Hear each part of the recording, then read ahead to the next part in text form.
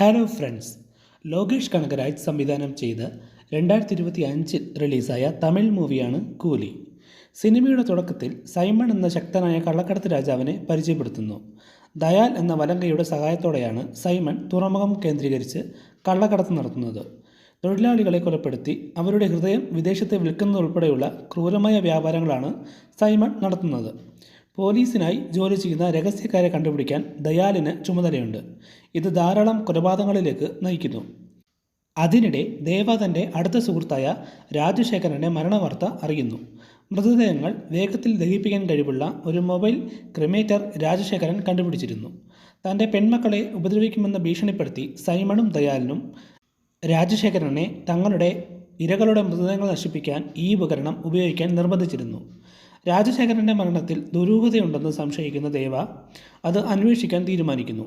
ഈ യാത്രയിൽ അദ്ദേഹം സൈമൻ്റെയും ദയാലിൻ്റെയും സിൻഡിക്കേറ്റുമായി ഏറ്റുമുട്ടുന്നു. രാജശേഖരൻ്റെ മൂത്ത മകൾ പ്രീതിയെയും ദേവ കണ്ടുമുട്ടുന്നു. പ്രീതിക്ക് ദേവയെ ആദ്യം വിശ്വാസമില്ലായിരുന്നെങ്കിലും പിന്നീട് സത്യം കണ്ടെത്താൻ അവൾ ദേവയുമായി സഹകരിക്കുന്നു.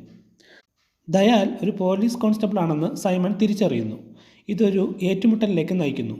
സൈമൺ ദയാലിനെ കൊല്ലാൻ ശ്രമിക്കുമ്പോൾ ദേവ ഇടപെട്ട് അവനെ രക്ഷിക്കുന്നു. രാജശേഖരൻ്റെ കൊലപാതകത്തിൽ ദയാലിന് പങ്കുണ്ടെന്ന് ദേവ അറിഞ്ഞിരുന്നില്ല. പിന്നീട് ദയാൽ സൈമനെ വഞ്ചിക്കുകയും സിൻഡിക്കേറ്റിൻ്റെ നിയന്ത്രണം ഏറ്റെടുക്കുകയും പ്രീതിയെ തട്ടിക്കൊണ്ടുപോയി ദേവയെ തനിക്ക് വേണ്ടി പ്രവർത്തിക്കാൻ നിർബന്ധിക്കുകയും ചെയ്യുന്നു. തൻ്റെ പിതാവ് പഠിപ്പിച്ച ഒരു രഹസ്യ കൂലി നമ്പർ ഉപയോഗിച്ച് പ്രീതി ദേവയെ ബന്ധപ്പെടുന്നു. ഇത് അവൾ തൻ്റെ സ്വന്തം മകളാണെന്ന് ദേവ തിരിച്ചറിയാൻ കാരണമാകുന്നു. ഈ വെളിപ്പെടുത്തൽ ദേവയിൽ കടുത്ത രോഷം നിറയ്ക്കുന്നു.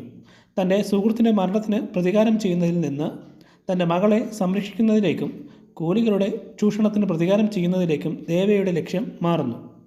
സിനിമയുടെ ക്ലൈമാക്സിൽ ദേവ സൈമനെ നേരിടുകയും കൊല്ലുകയും കൂലികളുടെ സഹായത്തോടെ അയാളുടെ ക്രിമിനൽ സാമ്രാജ്യം തകർക്കുകയും ചെയ്യുന്നു. ഒടുവിൽ ദയാലിനെ പിടികൂടുകയും ജീവനോടെ കുഴിച്ചുമൂടുകയും ചെയ്യുന്നു. തൻ്റെ പിതാവ് ദേവയാണെന്നറിയാതെ പ്രീതിയും സഹോദരിമാരും രാജ്യം വിട്ടുപോകുന്നു. അവളെ സംരക്ഷിക്കാൻ തൻ്റെ ഭൂതകാലം മറച്ചുവെക്കാൻ ദേവ തീരുമാനിക്കുന്നു. ഇത് സിനിമയ്ക്കൊരു രണ്ടാം ഭാഗമുണ്ടെന്ന് സൂചിപ്പിക്കുന്നു. ഇതുപോലുള്ള മൂവീസ് ആൻഡ് സ്റ്റോറീസ് എക്സ്പ്ലനേഷൻ അറിയാൻ നമ്മുടെ ചാനൽ തീർച്ചയായും സബ്സ്ക്രൈബ് ചെയ്യൂ, ലൈക്ക് ചെയ്യൂ, ഷെയർ ചെയ്യൂ, കമൻറ്റ് ചെയ്യൂ. Thank you friends.